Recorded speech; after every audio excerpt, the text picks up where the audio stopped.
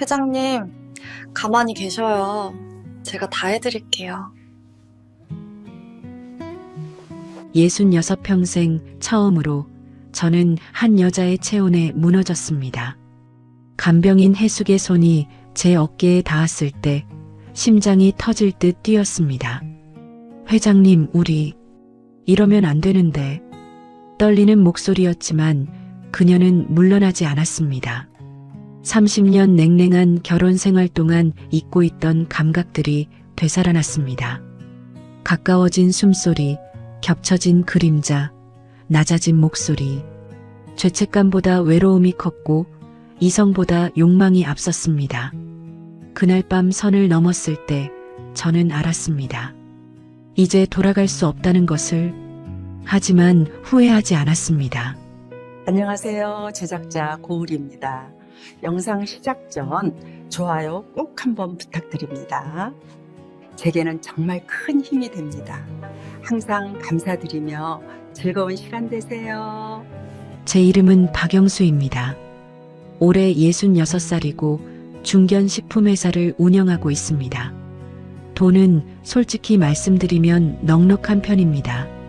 30년 넘게 일만 했으니까요. 하지만 3년 전 그날 저는 회사 임원회의 중에 갑자기 쓰러졌습니다. 뇌졸중이었습니다. 눈을 떴을 때 병실 천장이 보였고 오른쪽 팔다리가 제 것 같지 않았습니다. 의사는 조심스럽게 말했습니다. 회장님, 다행히 생명에는 지장 없습니다만 오른쪽에 마비가 왔습니다. 재활 치료를 꾸준히 하셔야 합니다. 제 오른손은 축 늘어져 있었고 다리도 제대로 힘이 들어가지 않았습니다. 63이라는 나이가 결코 젊지 않다는 걸 그때 처음 실감했습니다. 병실 문이 열리고 안에 미선이 들어왔습니다. 많이 아파요? 차가운 목소리였습니다. 응. 의사 선생님이 재활 치료해야 한대요. 간병인 알아봐야겠네요. 그게 전부였습니다. 미선은 제 손을 잡지 않았습니다. 30년 결혼 생활이 이런 겁니다. 우리는 오래전부터 각방을 썼고 대화는 필요한 것만 했습니다. 저녁은요? 밖에서 먹고 올게요. 이런 식이었습니다. 손을 잡은 게 언제였는지 기억도 나지 않습니다. 미선은 매일 백화점에 가거나 친구들과 골프를 쳤고 저는 회사 일에만 매달렸습니다. 우리 사이에 자식은 없었습니다. 초반엔 노력했지만 되지 않았고 그 후론 서로 관심도 없었습니다. 그렇게 우리는 같은 집에 사는 남남으로 살아왔습니다. 병원에서 일주일쯤 지났을 때 간병인이 왔습니다. 문이 열리고 들어온 여자를 보는 순간 저는 왠지 모를 안도감 같은 걸 느꼈습니다.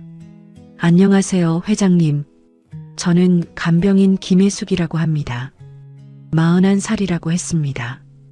키는 보통이었고 얼굴은 단정했습니다.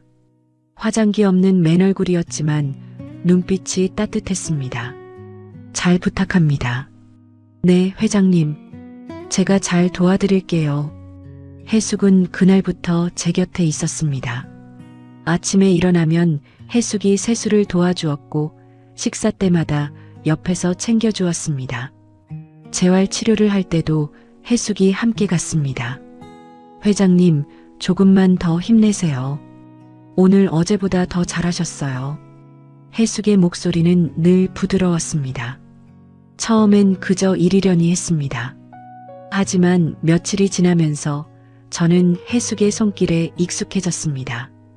제 팔을 받쳐주는 혜숙의 손은 따뜻했고 걸음을 도와줄 때 어깨에 닿는 체온이 느껴졌습니다. 회장님, 오늘 컨디션 어떠세요? 좀 나은 것 같아요. 다행이에요. 날씨가 좋으니까 오후에 잠깐 산책하실까요? 미선은 병문안도 일주일에 한두 번 정도였고 와도 10분 만에 나갔습니다. 별일 없죠? 그럼 저 친구들이랑 약속 있어서요. 그게 전부였습니다. 반면 혜숙은 아침부터 저녁까지 제 곁에 있었습니다. 한 달쯤 지났을 때 저는 퇴원했습니다. 의사는 말했습니다. 회장님, 집에서도 꾸준히 재활 운동 하셔야 합니다. 간병인분이 계속 도와드리는 게 좋겠습니다. 저는 당연하다는 듯 말했습니다. 혜숙 씨, 계속 우리 집에서 일해 주실 수 있으세요? 혜숙은 잠시 망설이다가 고개를 끄덕였습니다. 네, 회장님. 제가 계속 도와드릴게요. 집으로 돌아온 후 혜숙은 저희 집 작은 방 하나를 쓰게 됐습니다. 명목상으로는 건강관리와 재활보조였지만 솔직히 말하면 저는 혜숙이 없으면 불안했습니다. 아침에 눈을 뜨면 혜숙이 문을 두드렸습니다. 회장님, 일어나셨어요? 아침 준비됐어요. 혜숙이 차려준 아침상은 정갈했습니다. 미선은 아침마다 늦게 일어나서 자기 것만 챙겨 먹고 나갔습니다. 나 골프 레슨 있어. 그래요. 대화는 그게 끝이었습니다. 점심때가 되면 혜숙이 물었습니다. 회장님, 오늘은 뭐 드시고 싶으세요? 아무거나 괜찮아요. 아무거나는 안 돼요. 골라주세요. 혜숙은 웃으며 말했습니다. 그 웃음이 왠지 마음을 편하게 만들었습니다. 저녁이 되면 혜숙과 단둘이 식사를 할 때가 많았습니다. 미선은 저녁도 대부분 밖에서 먹었으니까요. 회장님, 오늘 재활운동 정말 열심히 하셨어요. 많이 좋아지셨어요. 그래요? 아직도 오른손이 잘 안 되는데. 천천히 하시면 돼요. 조급해하지 마세요. 혜숙의 말에는 진심이 느껴졌습니다. 한두 달이 지나면서 저는 혜숙과의 대화가 점점 길어지는 걸 느꼈습니다. 재활운동 이야기, 날씨 이야기, 가끔은 회사 일 이야기도 했습니다. 회장님은 젊으셨을 때 어떠셨어요? 나요? 그냥 일만 했죠. 가족들이랑은 시간을 많이 보내셨어요? 글쎄요. 일이 바빠서. 혜숙은 조심스럽게 물었습니다. 사모님이랑은 사이가 좋으세요? 저는 한참 말이 없다가 대답했습니다. 그냥 오래 살다 보니 이렇게 됐어요.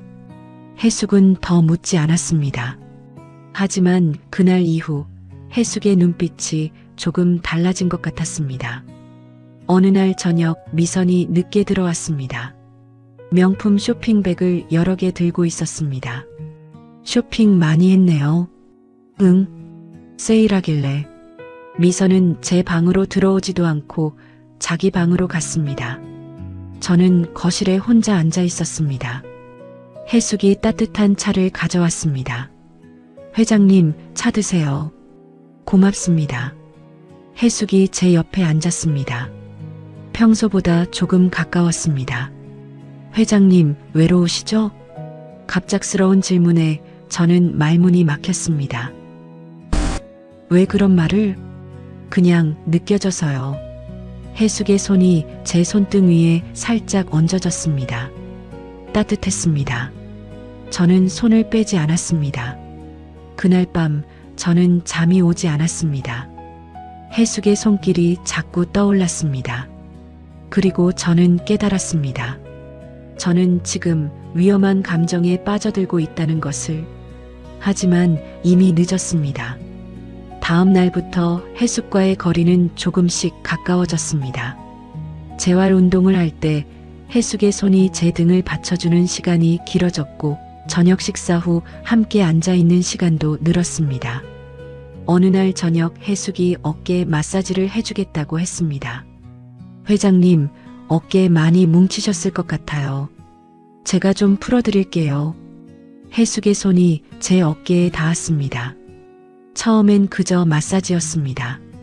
하지만 혜숙의 손길은 점점 부드러워졌고 저는 눈을 감았습니다. 회장님, 혜숙이 낮은 목소리로 불렀습니다. 네, 저 회장님이 편안하셨으면 좋겠어요. 저는 대답하지 못했습니다. 그날 밤 저는 제 안에 잠들어 있던 뭔가가 깨어나는 걸 느꼈습니다. 며칠 후 미선이 또 늦게 들어왔습니다. 나 내일부터 친구들이랑 제주도 가. 얼마나 갈 건데요? 일주일쯤. 미선은 관심 없다는 듯 말했습니다. 그리고 다음 날 미선은 정말 떠났습니다. 집에는 저와 혜숙 단둘만 남았습니다. 그날 저녁 혜숙이 평소보다 정성스럽게 저녁을 차렸습니다. 회장님, 오늘은 제가 특별히 준비했어요. 고마워요, 혜숙 씨. 우리는 마주 앉아 식사를 했습니다. 촛불을 켜지는 않았지만 분위기는 이상하게 부드러웠습니다. 식사 후 혜숙이 소주 한 병을 꺼냈습니다. 회장님, 가끔 드시잖아요. 오늘은 제가 같이 마셔드릴게요. 괜찮아요? 네. 우리는 작은 소주잔으로 한 잔씩 마셨습니다. 혜숙의 볼이 조금 붉어졌습니다. 회장님. 네. 회장님 보면 마음이 아파요. 왜요? 이렇게 좋으신 분이 이렇게 외로워 보이시니까. 혜숙의 눈에 눈물이 맺혔습니다. 저는 그만 혜숙의 손을 잡았습니다. 혜숙 씨, 회장님, 우리의 거리는 점점 가까워졌습니다. 혜숙의 숨소리가 들렸고 제 심장이 빠르게 뛰었습니다. 우리 이러면 안 되는데. 혜숙이 떨리는 목소리로 말했습니다. 알아요. 하지만 그날 밤 우리는 선을 넘었습니다. 죄책감보다 외로움이 컸고 이성보다 욕망이 앞섰습니다. 혜숙의 체온이 느껴졌고 오랫동안 잊고 있던 감각들이 되살아났습니다. 새벽에 눈을 떴을 때 혜숙은 제 옆에 누워 자고 있었습니다. 저는 천장을 바라보며 생각했습니다. 나는 지금 무슨 짓을 한 거지? 하지만 동시에 이렇게 평온한 기분도 오랜만이었습니다.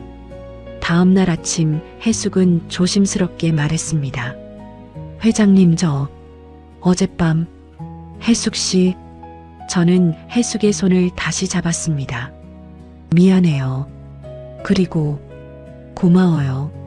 혜숙은 울먹이며 고개를 끄덕였습니다. 그날 이후 우리의 관계는 완전히 달라졌습니다. 명목상으로는 여전히 회장과 간병인이었지만 실제로는 연인이었습니다. 미선이 제주도에서 돌아온 후에도 우리는 조심스럽게 관계를 이어갔습니다. 늦은 밤 미선이 잠든 후에 혜숙의 방으로 가거나 혹은 혜숙이 제 방으로 왔습니다. 들키지 않으려고 조심했지만 동시에 이 관계를 끝낼 생각은 없었습니다. 저는 혜숙과 함께 있을 때 비로소 살아있다는 느낌을 받았습니다. 하지만 불안도 있었습니다. 메시지를 주고받을 때마다 곧바로 지웠고 밖에서 만날 때는 사람들의 시선을 신경 썼습니다. 어느 날 회사 출장을 핑계로 혜숙과 호텔에서 하루를 보낸 적이 있습니다. 회장님, 이러다 들키면 어떡해요? 혜숙이 불안한 얼굴로 물었습니다. 걱정 마요. 조심할게요. 하지만 저도 두려웠습니다. 미선이 알게 되면 집안이 발칵 뒤집힐 테니까요. 그렇게 우리는 6개월을 조심스럽게 하지만 멈출 수 없이 관계를 이어갔습니다. 그러던 어느 날 저는 깨달았습니다. 이건 단순한 욕망이 아니라는 것을. 저는 혜숙을 진심으로 사랑하고 있었습니다. 그리고 동시에 미선과의 결혼 생활은 이미 끝났다는 것도 알고 있었습니다. 이제 선택의 시간이 다가오고 있었습니다. 그날은 토요일 오후였습니다. 미선은 친구들과 백화점에 간다며 나갔고 저는 혜숙과 함께 거실에 앉아 있었습니다. 혜숙이 제 손을 잡고 있었습니다. 회장님, 우리 언제까지 이렇게 살 거예요? 혜숙의 목소리에는 불안이 섞여 있었습니다. 무슨 말이에요? 이렇게 숨어서. 저는 괜찮은데 회장님이 힘드실 것 같아서요. 저는 한참 동안 말이 없었습니다. 사실 저도 요즘 계속 생각하고 있던 문제였습니다. 이 관계를 언제까지 숨길 수 있을까? 아니, 숨겨야만 할까? 혜숙 씨. 네. 나 미선이랑 이혼하려고 해요. 해숙은 깜짝 놀란 표정으로 저를 바라봤습니다. 회장님, 그게 무슨... 이미 오래전부터 끝난 관계예요. 우리는 그냥 같은 집에 사는 남남이에요. 하지만 당신이 없으면 난 못 살아요. 저는 처음으로 제 마음을 솔직하게 말했습니다. 해숙의 눈에서 눈물이 흘러내렸습니다. 회장님, 나는 남은 인생을 당신과 살고 싶어요. 그날 밤 저는 결심했습니다. 더 이상 이렇게 살 수 없다고. 하지만 막상 미선에게 어떻게 말을 꺼내야 할지 고민이었습니다. 며칠 후 기회가 왔습니다. 미선이 거실에서 쇼핑한 물건들을 정리하고 있었습니다. 미선 씨, 왜요? 우리 얘기 좀 합시다. 미선은 귀찮다는 표정으로 저를 봤습니다. 무슨 얘기? 우리 이혼합시다. 순간 거실이 조용해졌습니다. 미선은 손에 들고 있던 가방을 내려놓고 저를 똑바로 쳐다봤습니다. 뭐라고요? 우리 이미 오래전부터 끝났잖아요. 이제 정리합시다. 미선의 얼굴이 굳어졌습니다. 혹시 그 간병인 때문이에요? 제 표정으로 알았는지 미선이 비웃듯 말했습니다. 그럴 줄 알았어요. 당신 요즘 표정 보면 다 알아요. 미안해요. 미안하긴요. 당신 나이가 몇인데 그래요? 나이가 무슨 상관이에요. 우리는 이미 오래전부터 부부가 아니었어요.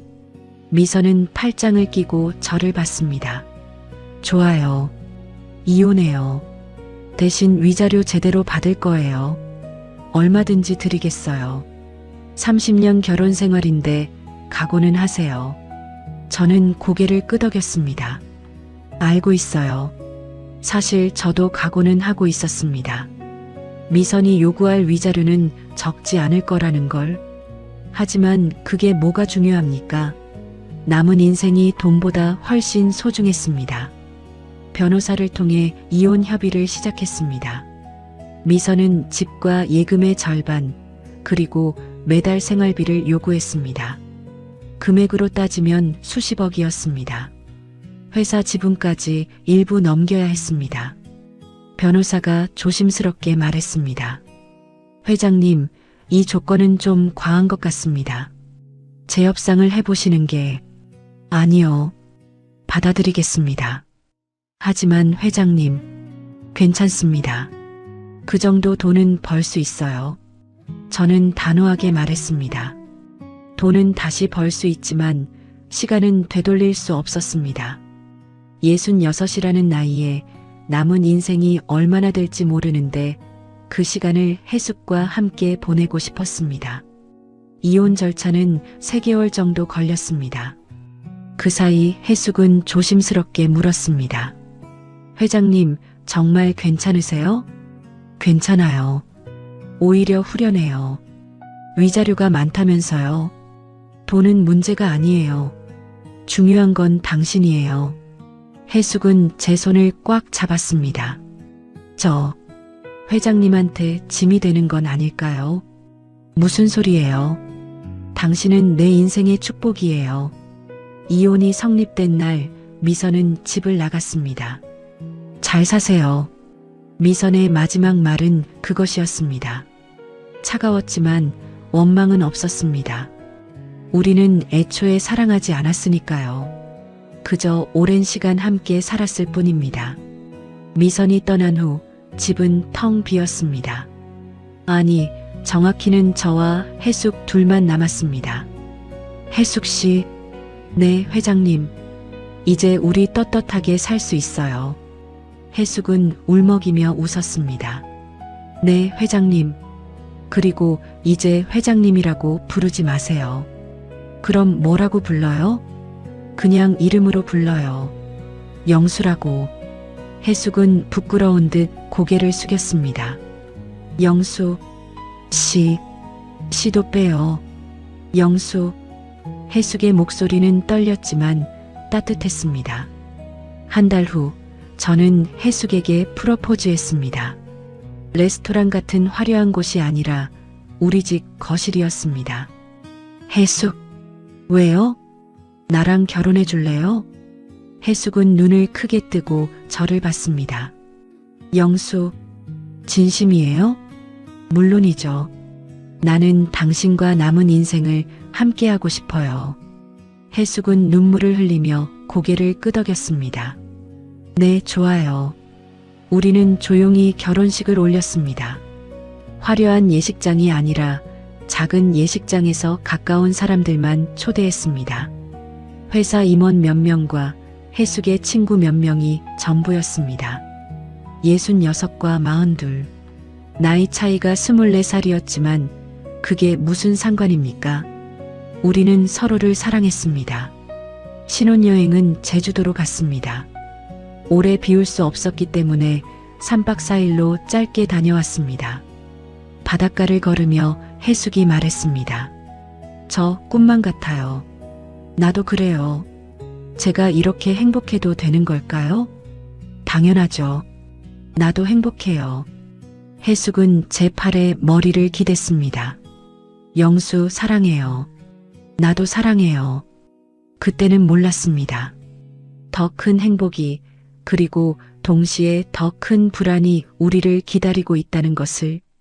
결혼하고 2달쯤 지났을 때였습니다. 해숙이 아침에 일어나서 화장실로 뛰어가더니 토하기 시작했습니다. 해숙, 괜찮아? 네, 괜찮아요. 그냥 좀 속이 안 좋아서. 하지만 다음 날도 그 다음 날도 같은 증상이 반복됐습니다. 병원에 가봐요. 네, 그럴게요. 해숙이 병원에 다녀온 날 저는 회사에서 일하고 있었습니다. 핸드폰이 울렸습니다.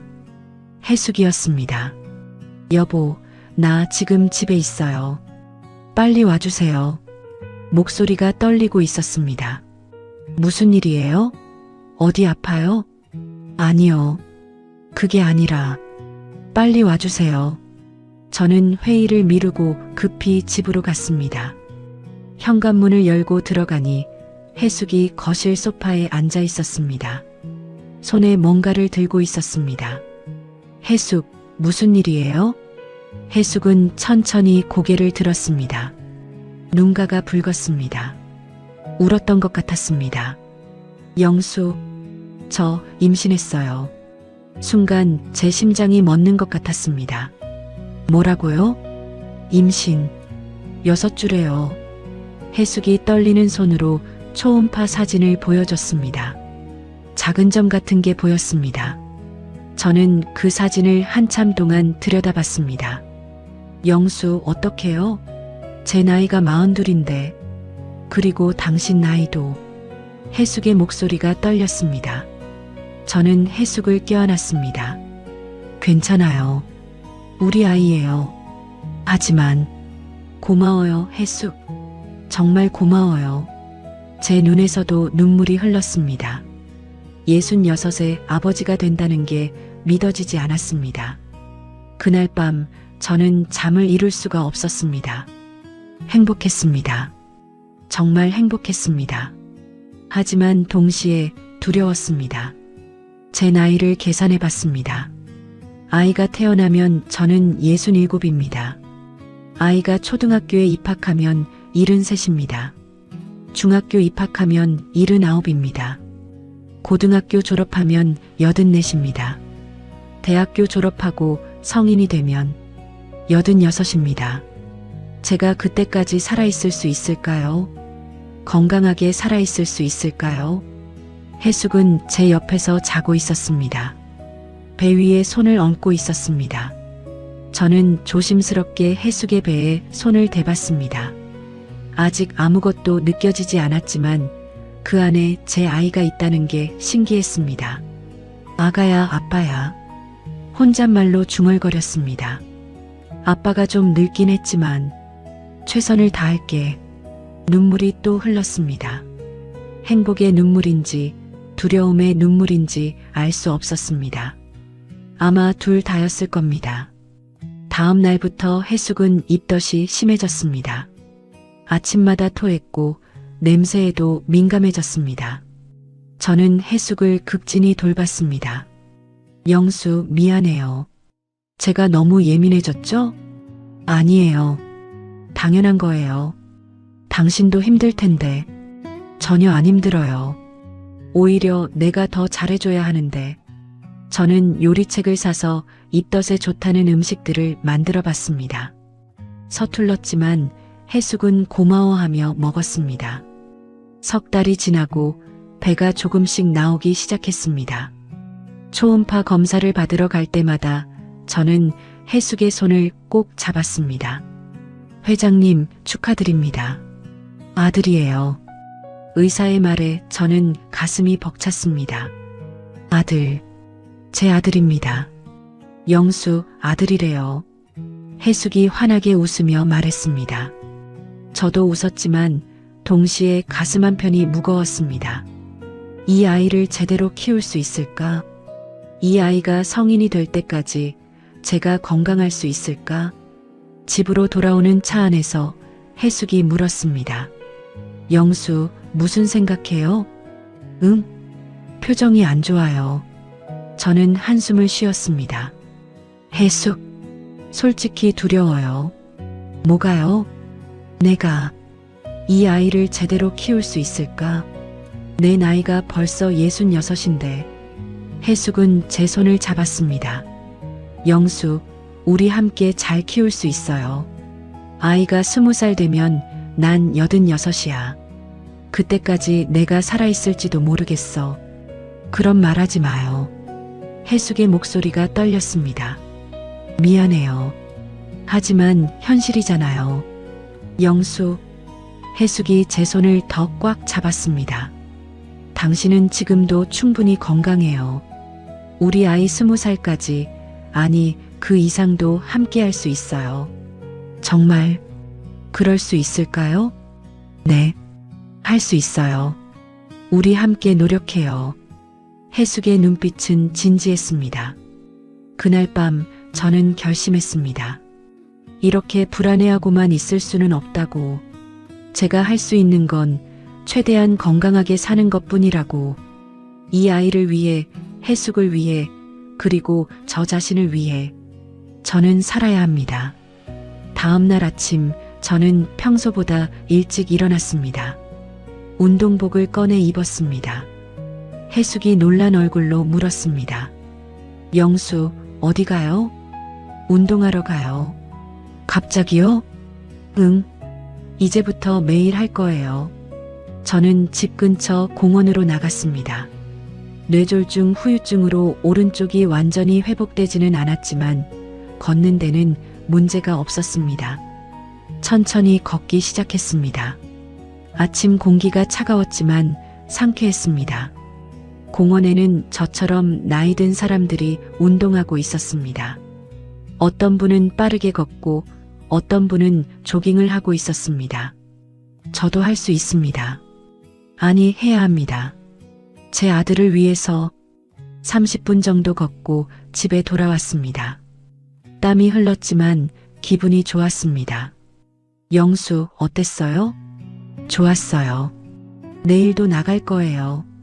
다음 날도, 그 다음 날도 저는 아침마다 공원으로 나갔습니다.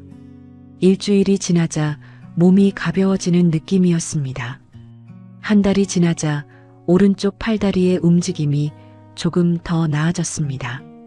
재활의사도 놀라워했습니다. 회장님, 많이 좋아지셨네요. 무슨 특별한 일이 있으세요? 네. 아버지가 될 예정이거든요. 아, 그러시군요. 축하드립니다. 감사합니다. 그래서 더 건강해지려고요. 의사는 웃으며 말했습니다. 좋은 동기부여네요. 계속 이렇게 하시면 더 좋아지실 겁니다. 해숙의 배는 점점 불러왔습니다. 5달, 6달, 7달. 배를 쓰다듬을 때마다 아이가 발로 차는 게 느껴졌습니다. 영수, 지금 찼어요. 손 대봐요. 저는 조심스럽게 해숙의 배에 손을 댔습니다. 통통. 작은 발길질이 느껴졌습니다. 아가야, 아빠야. 건강하게 나와야 해. 해숙은 웃으며 말했습니다. 우리 아들 아빠 목소리 좋아하나 봐요. 자꾸 차요. 그래. 네. 영수가 말하면 더 활발하게 움직여요. 저는 매일 밤 해숙의 배에 대고 이야기를 해줬습니다. 아가야, 오늘 아빠는 산책을 했단다. 너도 나중에 아빠랑 같이 산책하자. 오늘 회사에서 좋은 일이 있었어. 새 프로젝트가 성공했거든. 너도 나중에 크면 아빠 회사 보러 올 거지? 아가야, 아빠가 좀 늙긴 했지만 너를 정말 사랑해. 최선을 다해서 키울게. 어느 날 밤 해숙이 조심스럽게 물었습니다. 영수, 회사 일은 괜찮아요? 응. 왜요? 요즘 더 바빠진 것 같아서요. 사실이었습니다. 저는 요즘 회사 일에 더 집중하고 있었습니다.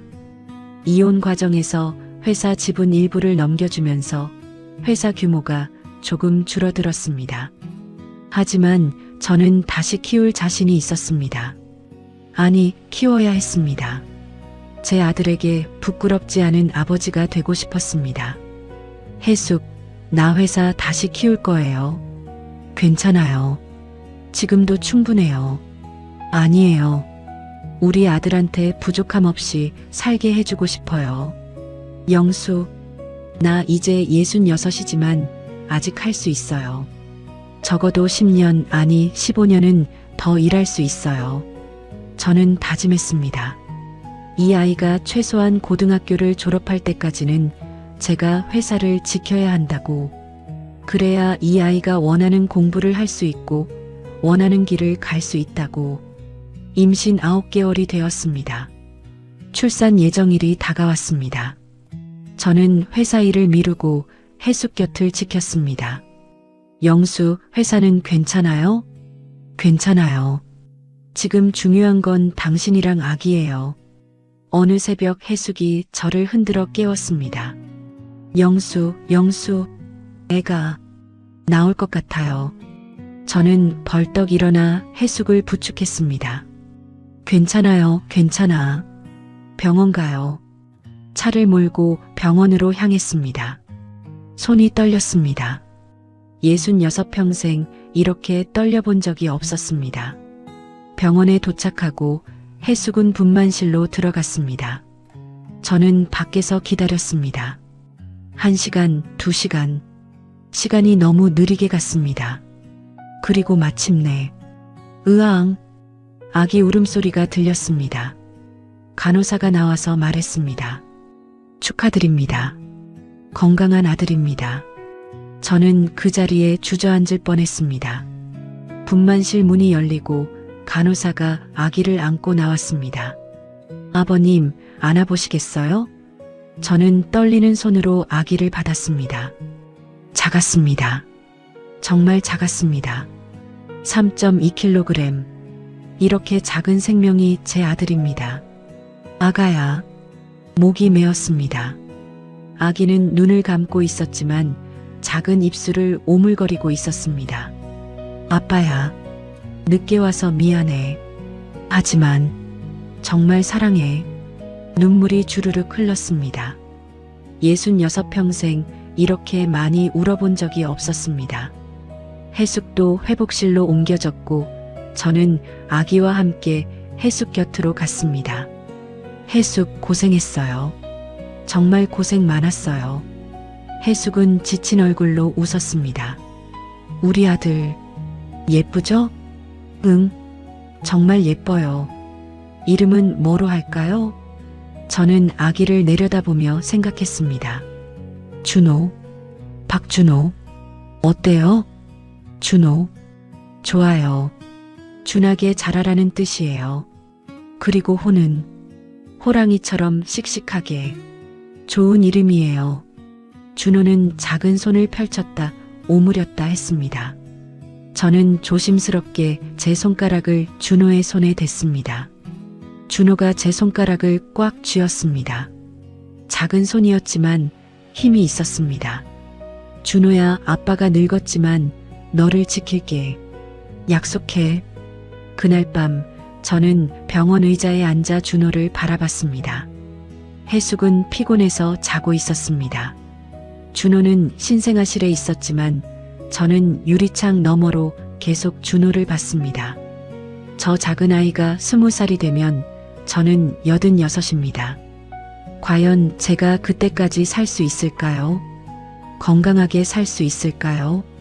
두려웠습니다. 정말 두려웠습니다. 하지만 동시에 각오가 섰습니다. 저는 반드시 살아야 합니다. 최소한 준호가 성인이 될 때까지는, 아니, 그 이상도 제가 할 수 있는 모든 것을 해야 합니다.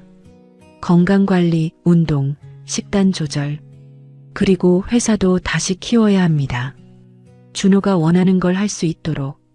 집으로 돌아온 후 저는 더욱 열심히 살기 시작했습니다. 아침 5시에 일어나서 1시간 운동했습니다. 산책뿐 아니라 가벼운 근력 운동도 시작했습니다. 식단도 철저하게 관리했습니다. 술은 완전히 끊었고 기름진 음식도 줄였습니다. 회사 일도 더욱 집중했습니다. 새로운 제품 개발에 투자했고 해외 시장도 개척했습니다. 직원들이 놀라워했습니다. 회장님, 요즘 더 열정적이신 것 같아요. 그래요? 이유가 있어요. 내 아들 때문이에요. 아, 들었습니다. 축하드립니다. 감사합니다. 그래서 더 열심히 해야죠. 내 아들한테 부끄럽지 않으려면. 준호는 빠르게 자랐습니다. 100일 돌. 처음 뒤집기를 했을 때, 처음 앉았을 때, 처음 기어다닐 때, 매 순간이 감동이었습니다. 영수, 준호가 아빠했어요. 해숙이 신나서 말했습니다. 정말? 네. 아빠 하면서 당신한테 손 뻗었어요. 저는 준호를 안아 올렸습니다. 준호야, 아빠라고 했어? 우리 준호 천재네.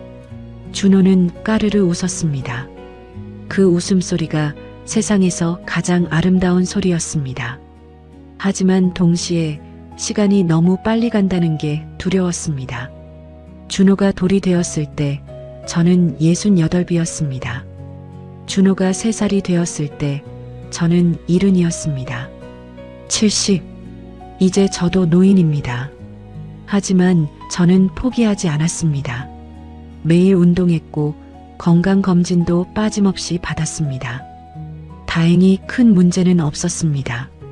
뇌졸중 재발 위험도 관리하고 있었고 혈압과 혈당도 정상이었습니다. 의사는 말했습니다. 회장님, 이 나이에 이 정도면 정말 건강하신 편입니다. 계속 이렇게만 관리하세요. 감사합니다. 제가 꼭 건강해야 하거든요. 아드님 때문이시죠? 네. 준호가 성인 될 때까지는 꼭 건강해야 해요. 충분히 가능하십니다. 지금처럼만 하세요. 회사도 점점 나아졌습니다. 새로운 제품들이 히트를 쳤고 매출도 올랐습니다. 이혼으로 줄어든 규모를 회복했고 오히려 더 성장했습니다. 저는 준호를 위한 교육 자금도 따로 마련했습니다. 준호가 원하는 공부를 원하는 곳에서 할 수 있도록. 준호가 5살이 되었을 때 유치원에 입학했습니다. 첫 등원하는 날 저와 해숙이 함께 데려다 줬습니다. 준호야, 유치원 재미있을 거야. 친구들도 많이 사귀고. 준호는 제 손을 꽉 잡고 물었습니다. 아빠, 나 잘할 수 있을까? 당연하지. 우리 준호 잘할 수 있어. 유치원 선생님이 나와서 준호를 데려갔습니다. 준호는 뒤돌아보며 손을 흔들었습니다. 아빠, 엄마, 다녀올게요. 저는 준호가 교실로 들어가는 모습을 지켜봤습니다. 가슴이 뭉클했습니다. 해숙이 제 손을 잡았습니다. 영수, 우리 준호 잘 컸죠? 응, 정말 잘 컸어요. 당신 덕분이에요. 무슨 소리예요? 당신 덕분이지. 해숙은 웃으며 말했습니다. 우리 둘 다 덕분이에요. 집으로 돌아오는 길에 저는 생각했습니다.